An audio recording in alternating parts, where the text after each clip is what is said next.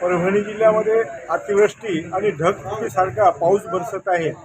या पावसामुळे परभणी जिल्ह्यातील शेतकऱ्यांच्या पिकांचं अतोनात नुकसान झालेलं आहे। शेतकऱ्यांचे जनावरं, शेळ्या, मेंढ्या, म्हशी आणि काही शेतकरी ह्या नदी नाल्यांच्या पाण्यामध्ये वाहून गेले आणि त्यांची जीवितहानी झालेली आहे।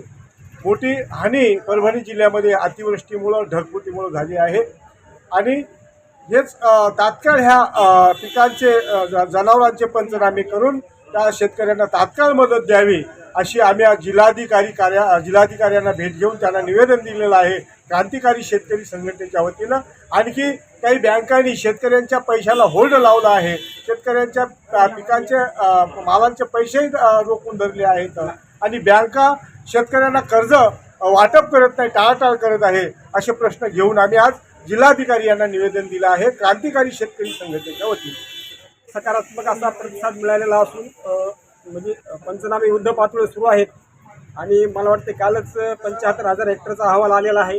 आता जसजसं पंचनाम्याची गती वाढत तसे अहवाल आल्याच्या नंतर आम्ही शासनाकडे पाठवून जास्तीत जास्त मदत देण्याचा प्रयत्न करू असं आश्वासन आम्हाला जिल्हाधिकाऱ्यांनी दिलेलं आहे। त्याचबरोबर बँकचे होल्ड लावलेले असतील किंवा OTSC प्रकरण असतील ते देखील आम्ही एक मीटिंग लावून निकाली काढू असं जिल्हाधिकाऱ्यांनी आम्हाला सांगितलेलं आहे।